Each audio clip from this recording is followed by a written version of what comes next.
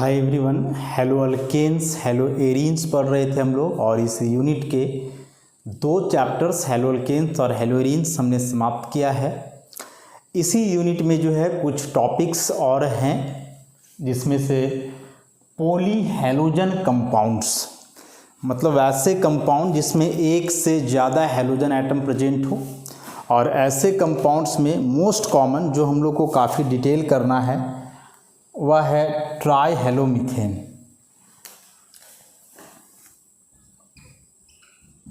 ट्राइहेलोमीथेन CH3 type के compound को बोला जाता है। तो पॉली हैलोजन कंपाउंड्स में इस कंपाउंड्स माने ट्राइहेलोजन कंपाउंड जो है ट्राइहेलोमीथेन, इसके बारे में काफ़ी डिटेल करना है, बड़ा इंपॉर्टेंट कंपाउंड। और इसमें से मोस्ट इम्पॉर्टेंट क्लोरोफॉर्म और ट्राइक्लोरोमीथेन मीन्स ओवरऑल CH3, क्लोरोफॉर्म और ट्राइक्लोरोमीथेन।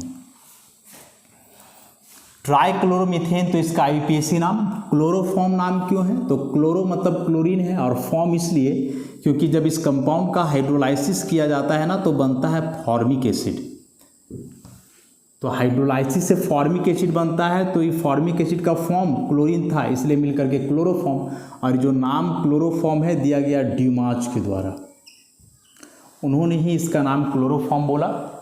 क्लोरो है और फॉर्म माने फॉर्मिक एसिड बनाता है, इसीलिए क्लोरोफॉर्म।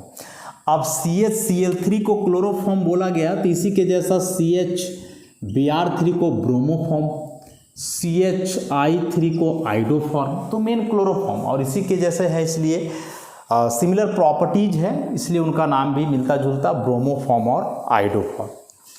तो यह क्लोरोफॉर्म एक इम्पॉर्टेंट पॉली हैलोजन कंपाउंड है, बड़ा यूज भी है इसका। और क्या क्या यूज है, इन सारी बातों को तो अभी देखेंगे ही हम लोग एक एक करके। सबसे पहले आते हैं प्रिपरेशन में, कैसे बनाया जाता है इसको। कई मेथड्स हैं बनाने के, लेकिन जो मेथड्स जनरली यूज किए जाते हैं, सबसे पहला method from ethanol using bleaching powder का इस्तेमाल करके इथेनॉल से बनाया जाता है। इसमें कई स्टेप्स हैं। सबसे पहले क्या होता है कि जो ब्लीचिंग पाउडर है CaOCl2, यदि इसका आप हाइड्रोलाइसिस करोगे तो यह कन्वर्ट होता है CaOH का whole two calcium hydroxide plus Cl2। यह जो क्लोरीन है या वाटर से फिर से कंबाइन करके जो है बना लेता है 2HCl, और एक नेसेंट ऑक्सीजन निकलता है, nascent oxygen. And due to the formation of this nascent oxygen Cl2 acts as oxidising agent. Chlorine का यहाँ ऑक्सीडेशन नंबर 0 है, यहाँ -1, तो ऑक्सीडेशन नंबर घट गया, मतलब इसका खुद का रिडक्शन हुआ। तो खुद का रिडक्शन हुआ तो दूसरे को ऑक्सीडाइज करेगा, that's why it is called oxidising agent. तो जब ब्लीचिंग पाउडर से हम लोग बनाते हैं, या ब्लीचिंग पाउडर और इथेनॉल का इस्तेमाल करके क्लोरोफॉर्म, तो पहला स्टेप इसमें जो है कि वह ब्लीचिंग पाउडर वाटर से रिएक्शन करके कैल्शियम हाइड्रोक्साइड और क्लोरीन देता है। यह क्लोरीन वाटर से कंबाइन करके जो है नेसेंट ऑक्सीजन प्रोवाइड करता है, and due to the formation of this nascent oxygen Cl2 acts as an oxidising agent. तो अब होता क्या है कि जो इथेनॉल हम लोग इस्तेमाल करेंगे, CH3CH2OH इथेनॉल, इस इथेनॉल को ऑक्सीडाइज कर देगा Cl2, किसमें? इथेनल में। दिस इज इथेनल, अल्कोहल से एल्डिहाइड बन गया, प्लस 2HCl। क्या देखोगे कि इस कार्बन में जो है ना, हाइड्रोजन का एलिमिनेशन हो रहा है इस कार्बन से। इस कार्बन में अभी 2 हाइड्रोजन, एक OH ग्रुप है, यहाँ देखोगे तो एक हाइड्रोजन एक वो है, मतलब 2 हाइड्रोजन निकला, एक यहाँ से और एक यहाँ से। तो रिमूवल ऑफ हाइड्रोजन मतलब ऑक्सीडेशन हुआ इसका। और Cl2 का यदि यहाँ देखोगे तो रिडक्शन, क्योंकि इसके साथ हाइड्रोजन जुड़ रहा है। या ऑक्सीडेशन नंबर के आधार पे भी आप देख सकते हो, तो इसका ऑक्सीडेशन हो जाएगा, इसका रिडक्शन हो जाएगा। तो सबसे पहला स्टेप यही हुआ कि ब्लीचिंग पाउडर Cl2 दिया वाटर से रिएक्शन करके, वह Cl2 ऑक्सीडाइजिंग एजेंट का काम किया जो इथेनॉल को ऑक्सीडाइज कर दिया किसमें, इथेनॉल में, मतलब एक अल्कोहल को ऑक्सीडाइज कर दिया किसमें, अल्डिहाइड में।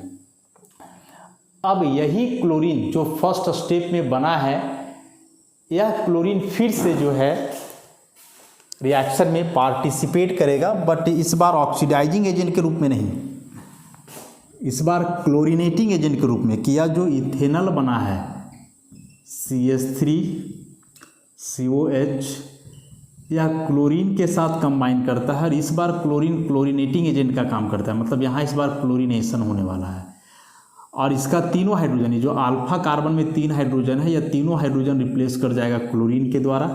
तो ये CCl3 C double bond OH plus 3HCl, और यह जो कंपाउंड बना है दिस इज ट्राइक्लोरोएसिटल्डिहाइड, और इस ट्राइक्लोरोएसिटल्डिहाइड को हम लोग बोलते हैं क्लोरल, इसी को हम लोग क्या बोलते हैं, क्लोरल। और नेक्स्ट स्टेप में क्या होता है कि इस क्लोरल का हाइड्रोलाइसिस होता है कैल्शियम हाइड्रोक्साइड के साथ। तो यह कैल्शियम हाइड्रोक्साइड का हाइड्रोलाइसिस क्लोरल के साथ 2 मोल क्लोरल का होता है, 2 इक्विवेलेंट लिया जाता है इसका ऐसा, और हाइड्रोलाइसिस होकर के इतना बाहर। तो ये क्या बन गया, ये बन गया 2 मोल CHCl3 मतलब क्लोरोफॉर्म, प्लस बाहर क्या हुआ यहाँ से, तो बाहर हो जाएगा calcium formate, this is calcium formate. तो यही 3 स्टेप्स हैं क्लोरोफॉर्म बनाने का from ethanol using bleaching powder. First of all क्या हुआ कि ब्लीचिंग पाउडर वाटर के साथ हाइड्रोलाइज होकर के क्लोरीन दिया, वह क्लोरीन एक बार ऑक्सीडाइजिंग एजेंट का काम करते हुए इथेनॉल को ऑक्सीडाइज कर दिया इथेनॉल में, और फिर यह क्लोरीनेटिंग एजेंट का काम करते हुए इथेनॉल का क्लोरीनेशन हुआ जो बदल गया क्लोरल में। And in the last step this chloral is hydrolysed by calcium hydroxide to chloroform along with the removal of calcium formate। तो ऐसे जो है हम लोग इथेनॉल से बना लेते हैं क्या, chloroform.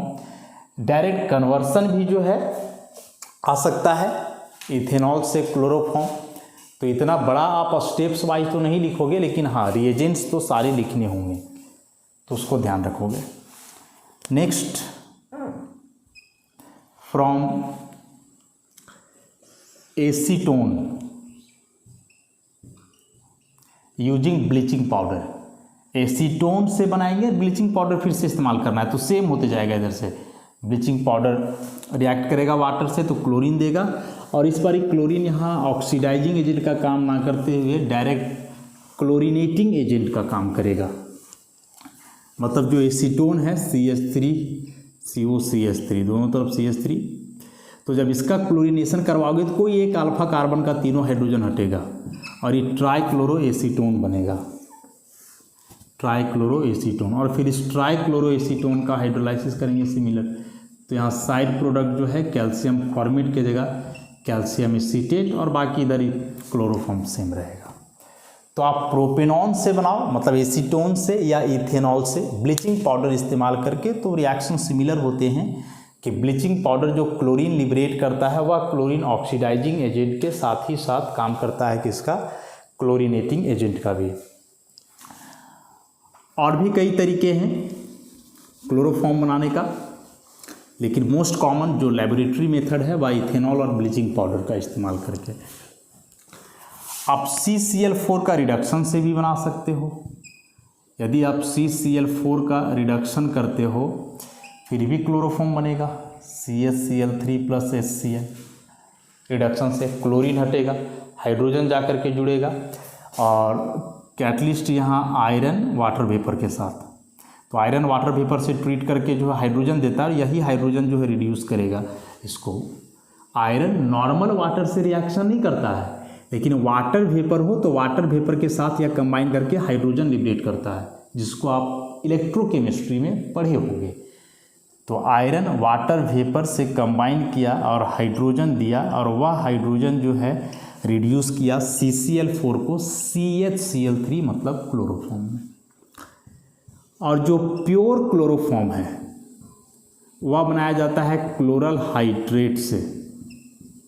This is chloral hydrate. इसका जब हाइड्रोलाइसिस करते हैं, मतलब एक्वस NaO इससे ट्रीट करवाओगे इसको, तो यह बदल जाएगा क्लोरोफॉर्म प्लस वाटर मॉलिक्यूल जो जुड़ा हुआ था हट जाएगा, और साथ ही साथ सोडियम फॉर्मेट का फॉर्मेशन होगा।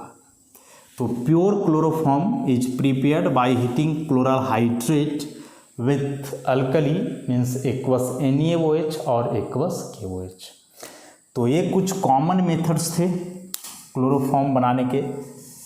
क्लोरोफॉर्म के फिजिकल प्रॉपर्टीज की बात किया जाए तो क्लोरोफॉर्म जो है एक कलरलेस हेवी लिक्विड होता है। मेल्टिंग पॉइंट, बॉइलिंग पॉइंट वगैरह इसका अपना स्पेसिफिक है। साथ ही साथ बर्निंग टेस्ट, जैसे आप स्प्राइट, कोका कोला वगैरह पीते हो तो कैसे पीने के बाद लगता है कि जीभ जल रहा है, उसको बर्निंग टेस्ट बोलते हैं। उसी प्रकार से टेस्ट इसका भी होता है। स्मेल स्वीट स्मेल होता है, मीठा स्मेल। और मोर इम्पॉर्टेंट हम लोग इस क्लोरोफॉर्म के केमिकल प्रॉपर्टीज की बात करने वाले हैं। काफ़ी इम्पॉर्टेंट कंपाउंड है।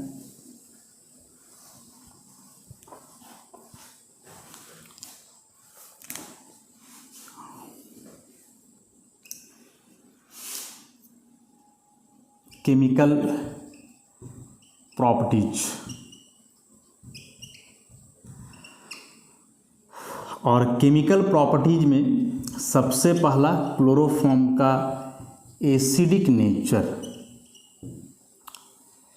देखो क्लोरोफॉर्म में यदि देखोगे तो एक कार्बन, 3 क्लोरीन और उसी कार्बन से जुड़ा हुआ एक हाइड्रोजन। अब कार्बन के साथ 3 क्लोरीन एटम्स हैं, और क्लोरीन का इलेक्ट्रोनेगेटिविटी तो कार्बन से ज़्यादा होता है, इस बात को हम लोग अच्छे से जान रहे हैं। तो ये जो 3 क्लोरीन एटम्स हैं, ये 3 क्लोरीन एटम्स क्या करेंगे कि कार्बन के इलेक्ट्रॉन को विड्रॉ करेंगे, ऐसा। और जब ये तीनों कार्बन के इलेक्ट्रॉन को विड्रॉ करेंगे तो ऑब्वियसली बदले में कार्बन किसका इलेक्ट्रॉन लेने वाला है, हाइड्रोजन का। और हाइड्रोजन का इलेक्ट्रॉन ही विड्रॉ नहीं करेगा, कंप्लीटली ले ही लेगा। हाइड्रोजन यहाँ से H+ के रूप में बाहर होगा, और ऐसे हाइड्रोजन को हम लोग एसिडिक हाइड्रोजन के नाम से जानते हैं। तो क्लोरोफॉर्म में जो एकमात्र हाइड्रोजन है वह एसिडिक नेचर का है, due to the presence of 3 strong electron withdrawing group chlorine atom. यदि ऐसा हुआ या हाइड्रोजन एसिडिक हुआ तो यदि कोई बेस आप लोगे तो यह बेस क्या करेगा, इस एसिडिक हाइड्रोजन को एब्स्ट्रैक्ट करेगा। So when chloroform is treated with या base, this base abstracts the only acidic hydrogen of this chloroform। तो क्या बन जाना है, H2O प्लस ट्राइक्लोरोमिथाइल कार्बन आयन, या एक कार्बन आयन बना। अब यह जो कार्बन आयन है यह थोड़ा स्टेबलाइज होगा 2 वजह से। एक तो क्लोरीन का इलेक्ट्रॉन विड्रॉइंग नेचर के चलते कार्बन का नेगेटिव चार्ज जो है थोड़ा कम होगा, और दूसरा कि यह कार्बन और क्लोरीन के साथ जो है रेजोनेंस शो कर सकता है। और रेजोनेंस यदि शो करेगा तो रेजोनेंस शो करने से कुछ ऐसा हो जाना है, क्लोरीन पे नेगेटिव चार्ज आने वाला है। और यहाँ जो पाई बॉन्ड बना, इस पाई बॉन्ड को हम लोग बोलने वाले हैं पी पाई डी पाई बॉन्ड, क्योंकि यह जो पाई बॉन्ड बना इसमें कार्बन का जो है p ऑर्बिटल इन्वॉल्व होगा और क्लोरीन का कौन सा ऑर्बिटल इन्वॉल्व होगा, d ऑर्बिटल इन्वॉल्व होने वाला है। तो यह जो ट्राइक्लोरो मिथाइल कार्बन आयन बना, यह रेजोनेंस स्टेबलाइज्ड है। और यदि कोई एसिड H+ रिलीज करने के बाद स्टेबलाइज हो रहा हो, इसका मतलब कि वह एक स्ट्रॉन्ग एसिड होगा। So chloroform is a strong acid because its conjugate base which is formed by the removal of H+, that is this carbon ion, is resonance stabilized। तो यदि कोई एसिड H+ रिलीज करने के बाद जो negatively charge species बना रहा है वह रेजोनेंस स्टेबलाइज्ड हो, इसका मतलब यह H+ लूज करना चाहेगा, H+ रिलीज करने का टेंडेंसी इसका ज़्यादा होगा, मतलब इसका एसिडिक कैरेक्टर जो है सो ज़्यादा होगा। तो जब क्लोरोफॉर्म H+ रिलीज करता है तो वह कार्बेनायन बनाता है और वह कार्बेनायन जो है रेजोनेंस स्टेबलाइज्ड है, जो क्लोरोफॉर्म के H+ रिलीजिंग टेंडेंसी को इन्हांस करता है p-pi-d-pi बॉन्डिंग के थ्रू। एक बड़ा ही इंपॉर्टेंट क्वेश्चन इसमें आता है कि यदि इस क्लोरोफॉर्म को हम लोग कंपेयर करें फ्लोरोफॉर्म से, दिस टू कौन स्ट्रॉन्ग एसिड होगा, तो उस हिसाब से यदि अभी देखते हो तो ठीक है कि क्लोरीन यहाँ इलेक्ट्रॉन विड्रॉ कर रहा है तो यहाँ फ्लोरीन भी करेगा, और फ्लोरीन तो ज़्यादा इलेक्ट्रॉन विड्रॉ करेगा क्लोरीन की तुलना में, बिकॉज फ्लोरीन का इलेक्ट्रोनेगेटिविटी तो बहुत ज़्यादा हुआ क्लोरीन की तुलना में, तो उस हिसाब से ये तो बहुत जल्दी H+ देगा, मतलब इस क्लोरोफॉर्म के तुलना में बहुत जल्दी H+ रिलीज करेगा ये फ्लोरोफॉर्म। लेकिन H+ रिलीज करने के बाद जो इसका हाल होगा, मतलब इसके बाद जो यह कार्बेनायन बनेगा, this carbanion remains as it is not resonance stabilized, क्योंकि इसको आप यहाँ शिफ्ट नहीं कर सकते हो, कार्बन फ्लोरीन के बीच आप ऐसा पाई बॉन्ड नहीं बना सकते हो, फ्लोरीन के पास कोई ऑर्बिटल खाली नहीं है पाई बॉन्ड बनाने के लिए, तो यहाँ जो कार्बेनायन बनेगा वो रेजोनेंस स्टेबलाइज नहीं होगा। तो किसी भी एसिड के एसिडिक स्ट्रेंथ को देखा जाता है उसके कंजुगेट बेस के स्टेबिलिटी से, कि H+ रिलीज करने के बाद वह कितना स्टेबल है। H+ रिलीज करने के बाद वो पहले से ज़्यादा स्टेबल है तो स्ट्रॉन्गर एसिड हमेशा H+ रिलीज करना चाहेगा, और H+ रिलीज करने के बाद यदि कम स्टेबल हो रहा है तो रिलीज नहीं करना चाहेगा।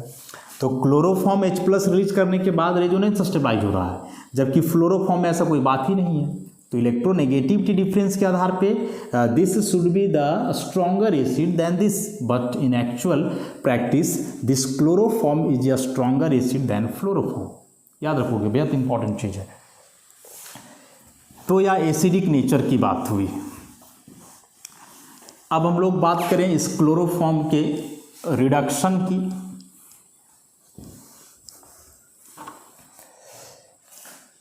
Second number reduction.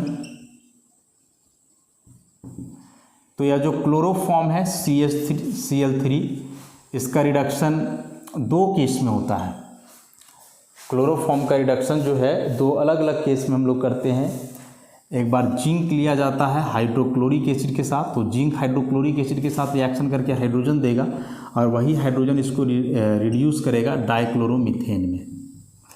लेकिन वही यदि आप जिंक को वाटर वेपर के साथ लेते हो तो हाइड्रोजन ज़्यादा रिलीज होगा, 6 हाइड्रोजन, और ये इसको रिड्यूस कर देगा मीथेन में।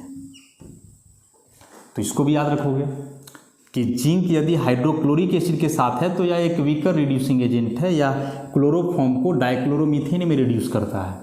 लेकिन इसी जिंक को आप वाटर वेपर के साथ लेते हो तो यह एक स्ट्रॉन्गर रिड्यूसिंग एजेंट हो जाता है, ज़्यादा हाइड्रोजन लिबरेट करता है, और जब ज़्यादा हाइड्रोजन लिबरेट होगा तो यह क्लोरोफॉर्म रिड्यूस हो जाएगा मीथेन में।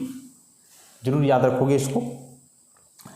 अब इस रिडक्शन के बाद हम लोग देखें इसमें ऑक्सीडेशन।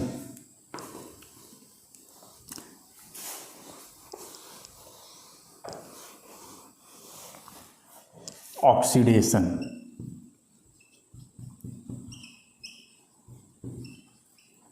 Of chloroform. ऑक्सीडेशन की यदि बात करें हम लोग तो देखो, यह जो क्लोरोफॉर्म है, क्लोरोफॉर्म, जब इस क्लोरोफॉर्म को आप एयर के संपर्क में लाओगे तो एयर में जो ऑक्सीजन प्रेजेंट है, this oxygen comes from air, और साथ में यदि कोई एनर्जी सोर्स है जैसे सनलाइट है एनर्जी सोर्स, तो यह ऑक्सीडाइज करेगा। या जो एयर लिए हम लोग, एयर में जो ऑक्सीजन है इसका हाफ मोल 2 कट जाएगा तो एक ही ऑप्शन बचेगा, तो एक ऑक्सीजन यहाँ इंसर्ट हो जाएगा। ऐसा पहले यह इंटरमीडिएट कंपाउंड बनेगा और फिर अब इससे HCl रिमूव होगा। इसको यहाँ करो और इसको यहाँ, मतलब ओवरऑल ही HCl बाहर होने वाला है, और ये बनेगा ClCCl double bond O, and this compound is commonly called phosphine, which is a very poisonous gas, जहरीला गैस होता है। तो जब आप क्लोरोफॉर्म को एयर के संपर्क में लाओगे इन the presence of any energy source that is sunlight, तो यह क्लोरोफॉर्म ऑक्सीडाइज करता है एक बहुत ही पॉइजनस गैस जिसको हम लोग फॉस्जीन गैस के नाम से जानते हैं। अब देखो, यह जो क्लोरोफॉर्म है ना, यह एक बहुत ही इम्पॉर्टेंट ऑर्गेनिक सॉल्वेंट है, एक बड़ा ही कॉमन रिएजेंट है जिसका इस्तेमाल कुछ बेहद इम्पॉर्टेंट केमिकल रिएक्शंस में किया जाता है इम्पॉर्टेंट कंपाउंड्स बनाने के लिए। तो क्लोरोफॉर्म इतना इम्पॉर्टेंट है, और देख रहे हैं कि यदि यह एयर के संपर्क में आ रहा है तो यह एक जहरीला गैस बना रहा है। इसका मतलब इस क्लोरोफॉर्म को जब आप यूज करोगे तो काफ़ी प्रिकॉशन लेकर के, और साथ ही साथ जब इस क्लोरोफॉर्म को आप रखोगे स्टोर करके, तो वहाँ भी जो है काफ़ी प्रिकॉशंस लेना होगा। और क्या प्रिकॉशंस लेना होगा, सो देखो कि क्लोरोफॉर्म फॉस्जीन में ऑक्सीडाइज ना हो, इसके लिए क्या किया जाता है कि जिस बॉटल में क्लोरोफॉर्म को रखा जाता है, ऑब्वियसली यह बॉटल ट्रांसपेरेंट तो नहीं होना चाहिए, क्योंकि ट्रांसपेरेंट रहा तो सनलाइट उससे पास करेगा। तो यह एक डार्क ब्राउन बॉटल होता है जिससे सनलाइट पास ना करे, और इस बॉटल में जो है पूरा, इस बॉटल के गर्दन तक एकदम ब्रिम तक, यहाँ तक जो है भर दिया जाता है क्लोरोफॉर्म, पूरा जगह नहीं छोड़ा जाता है, क्योंकि जगह खाली रहेगा तो बाकी खाली जगह में तो एयर आ जाना है ना, और जब एयर में ऑक्सीजन के संपर्क में आया तो फिर यही सारा कहानी हो जाना है। तो ब्राउन बॉटल में रखा गया ताकि इससे सनलाइट पास ना करे, पूरा गर्दन तक भर दिया गया तो ताकि बाकी खाली जगह में एयर ना रहे। अब मान लो हमेशा इतना ही तो भरा हुआ नहीं ना रहेगा, कभी ना कभी यूज करोगे तो कुछ ना कुछ तो खाली होगा ही इसमें जगह।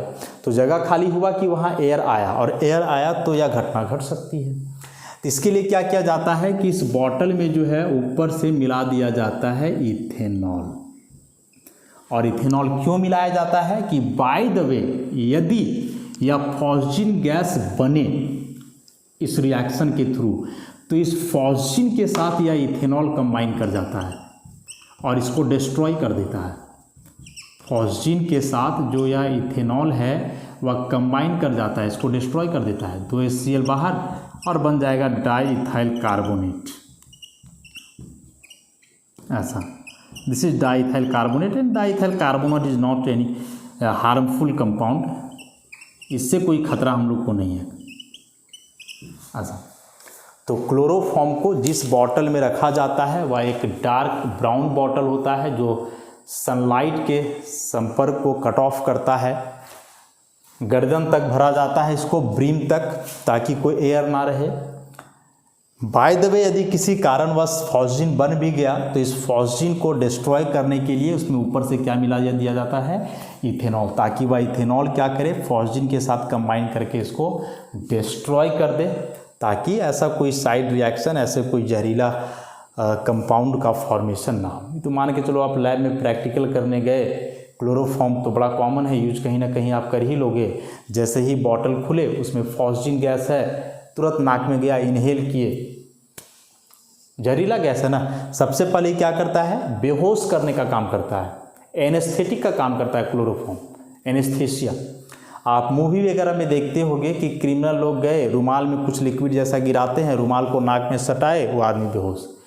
क्लोरोफॉर्म को जैसे ही कपड़ा में गिराया जाता है, एयर के संपर्क में आता है, कहीं ना कहीं से थोड़ा बहुत एनर्जी मिल ही जाएगा, और नहीं तो रूम टेम्परेचर का ही एनर्जी है, ऑक्सीडाइज करेगा। अब नाक में सटा रहे हो तो जब ही इनहेल करेगा तो फॉस्जीन गैस बन जाएगा ना, वो फॉस्जीन गैस उसके नाक के अंदर जाएगा, और यह एनेस्थेटिक का काम करता है। सबसे पहले आदमी बेहोश होगा, और बहुत ज़्यादा देर तक इनहेलेशन कंटिन्यू रहा तो वह आदमी मर भी सकता है व्यक्ति। तो क्लोरोफॉर्म का इसी प्रॉपर्टी के चलते इस्तेमाल किया जाता है, इसका एनेस्थेटिक के रूप में, बेहोशी की दवा के रूप में, लेकिन हाँ लिमिटेड। तो बताए कि जब तुम लैब में काम करने जाओगे, कहीं बॉटल में पहले से बना हुआ है फॉस्जीन, तो अचानक से बॉटल खोले, इनहेल किए, तो पता चला लैब में ही बेहोश पड़ गए हो तुम।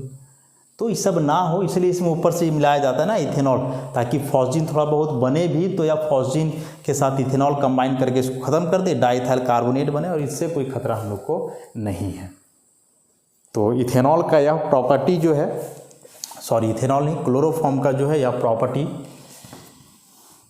यूजफुल भी हुआ और जानकारी के लायक था, क्योंकि क्लोरोफॉर्म का इस्तेमाल हम लोग लोकल एनेस्थीसिया के रूप में करते हैं, सॉल्वेंट है, एक इम्पॉर्टेंट रिएजेंट है, तो इसको अच्छे से तो रखना होगा प्रिजर्व करके।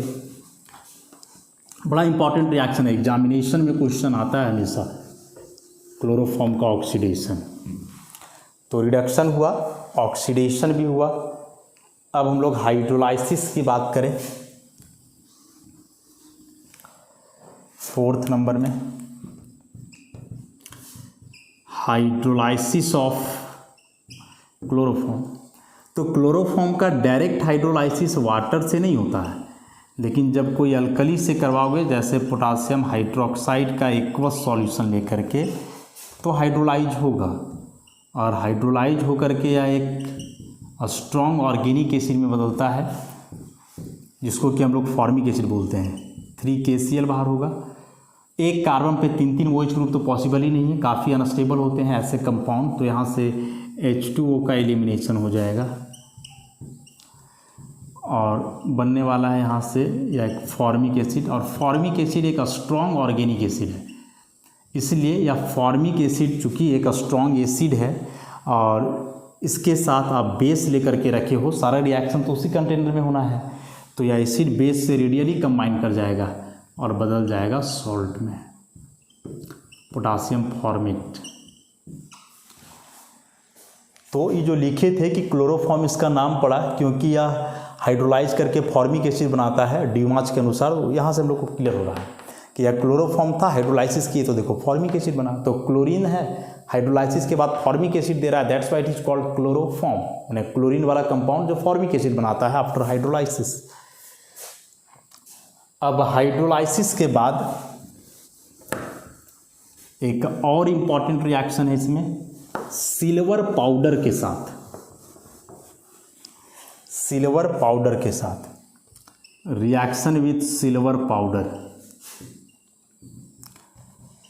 Reaction with silver powder. तो जब क्लोरोफॉर्म को सिल्वर पाउडर के साथ हीट किया जाता है तो क्लोरोफॉर्म के 2 इक्विवेलेंट्स रिएक्शन में पार्टिसिपेट करते हैं। हीट करना है, क्लोरोफॉर्म तो ऑलरेडी लिक्विड है, इसमें सिल्वर पाउडर मिला दो, हीट करो। तो हीट करने के बाद ऐसा इसका डीहैलोजिनेशन होगा, क्लोरीन बाहर होगा और ये आपस में ऐसे जुड़ करके बनाएंगे इथाइन या acetylene. So this is again a very important reaction कि when chloroform is heated with silver powder, dechlorination occurs or dehalogenation occurs and acetylene gas is formed. Very important reaction. Silver powder के बाद अब इसमें हम लोग कुछ और important reaction, जैसे reaction with acetone, reaction with acetone. तो एसीटोन 3 कार्बन का कीटोन, प्रोपानोन भी जिसको हम लोग बोलते हैं। जब इसका रिएक्शन आप करवाओगे क्लोरोफॉर्म से in the presence of a base alcoholic KOH, तो अभी बताए कि इसमें से जो कार्बन हाइड्रोजन है या पोलर बॉन्ड है, हाइड्रोजन एसिडिक नेचर का है। अब यहाँ कार्बन ऑक्सीजन के बीच पाई है, तो ऑक्सीजन का इलेक्ट्रोनेगेटिविटी अधिक होने के चलते या पाई इस पर शिफ्ट हो सकता है, तो कार्बन पे प्लस आएगा, तो यहाँ जो कार्बन है इस पर तो नेगेटिव है ना, ऐसा, तो ये जो है बॉन्ड के थ्रू अटैक कर देगा इस पर। तो यह माइनस वाला जाकर के इस कार्बन पे जुड़ेगा और ये H+ जाकर के ऊपर वो माइनस से जुड़ने वाला है, तो ये बन जाएगा CH3COH CH3CCl3, ऐसा। इसको हम लोग बोलते हैं क्लोरो या क्लोरीटोन, और इसका इस्तेमाल किया जाता है हाइप्नोटिक नींद की दवा के रूप में। एसीटोन के साथ यदि क्लोरोफॉर्म का रिएक्शन करवाओगे किसी बेस के प्रेजेंस में तो प्रोडक्ट बनता है chloretone, and this chloretone is used as hypnotic sleep inducing drug, नींद की दवा। नींद नहीं आ रही है तो इस क्लोरीटोन का इस्तेमाल एज या मेडिसिन के रूप में करने से जो है नींद आ जाती है, मतलब यह हाइप्नोटिक का काम करता है। उसी प्रकार से रिएक्शन विथ नाइट्रिक एसिड, या इसको हम लोग नाइट्रेशन बोलें, रिएक्शन विथ HNO3। तो यह जो क्लोरोफॉर्म है इसका यदि आप नाइट्रेशन करवाओगे HNO3 है, H2O का एलिमिनेशन होता है और यहाँ से बनता है दिस वन, इसको हम लोग बोलते हैं क्लोरोपिक्रीन। और इस क्लोरोपिक्रीन का इस्तेमाल किया जाता है एज ए वॉर गैस, जिसको टीयर गैस, आंसू गैस के नाम से भी हम लोग जानते हैं। होता है जब दंगा फसाद वगैरह कहीं होता है तो देखोगे कि जो प्रशासन होती है तो धुआं धुआं जैसा गैस को रिलीज करती है वहाँ गाड़ी वगैरह से लेकर के, तो वह क्लोरोपिक्रीन होता है। क्लोरोपिक्रीन एक टीयर गैस है, आंसू गैस, मतलब जब गैस छोड़ा जाता है ना पड़ेगा आग पे तो आग काफ़ी जलन देने लगता है। तो आग जलन देने लगेगा तो जाहिर सी बात है लोग आग पे कंसंट्रेट करेगा, एक दूसरे को मारने पे कहाँ कंसंट्रेट करेगा, धुआं धुआं हो जाएगा, कुछ दिखाई भी नहीं देगा। तो जब आप क्लोरोफॉर्म का नाइट्रेशन करोगे क्लोरोपिक्रीन बनेगा, and this chloropicrin is used as war gas और tear gas, and simultaneously it can also used as insecticide, कीटनाशक के रूप में भी जो है इस क्लोरोपिक्रीन का इस्तेमाल किया जाता है। तो देख रहे हो क्लोरोफॉर्म कितना इंपॉर्टेंट कंपाउंड है। हाइप्नोटिक के रूप में यूज हुआ, इंसेक्टिसाइड या टीयर गैस के रूप में यूज हुआ, उधर फॉस्जिन एनेस्थेटिक का काम कर रहा था, बड़ा इंपॉर्टेंट कंपाउंड है। उसके बाद एक दो बड़ा इंपॉर्टेंट रिएक्शन क्लोरोफॉर्म के और हैं, और उसमें से एक named reaction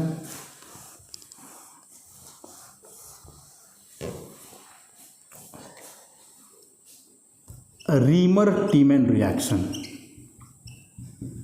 Reimer Tiemann reaction. So what is Reimer Tiemann reaction?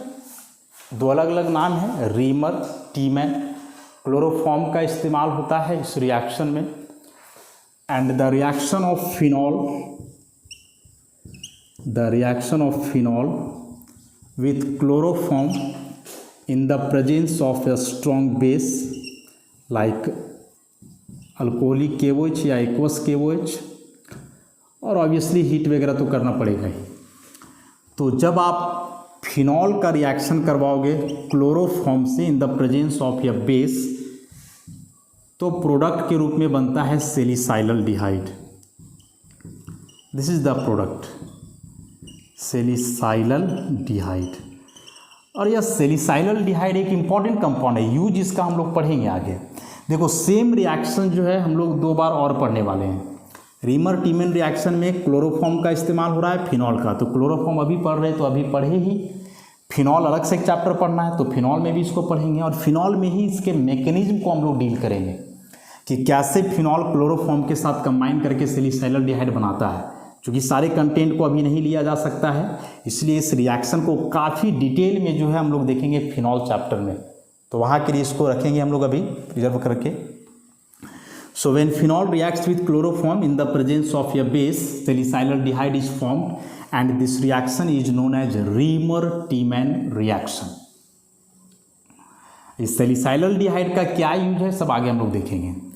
इसी फिनॉल को जब आप CHCl3 के साथ ना कंबाइन करवा करके CCl4 कार्बन टेट्राक्लोराइड से यदि कंबाइन करवाते हो बेस के प्रेजेंस में ही, तो प्रोडक्ट के रूप में सेलिसाइलल डिहाइड ना बन करके सेलिसाइलिक एसिड बनता है। And this salicylic acid is much more important than salicylaldehyde। इस salicylic acid का जो है ना इस्तेमाल हम लोग करते हैं बहुत सारे इंपॉर्टेंट मेडिसिन्स बनाने के लिए, जैसे एस्पिरिन है, सेलॉल है, ऑयल ऑफ विंटरग्रीन, सब कुछ हम लोग देखने वाले हैं, फिनॉल चैप्टर पढ़ेंगे वहाँ। तो फिनॉल का रिएक्शन क्लोरोफॉर्म से हो रहा हो सेलिसाइलल डिहाइड, फिनॉल का रिएक्शन यदि CCl4 से हो रहा हो वही रिएक्शन मैकेनिज्म के थ्रू, तो प्रोडक्ट क्या बनता है salicylic acid, and this reaction is called Reimer Tiemann reaction. This reaction with chloroform not CCl4। चूँकि रिएक्शन सिमिलर है इसलिए जब CHCl3 रिएक्शन कर रहा था तो CCl4 को भी रिएक्ट करवा करके देखा गया, तो हाँ रिएक्शन तो ही रहा था, बस इसमें सेलिसाइलल डिहाइड और इसमें क्या सेलिसाइलिक एसिड।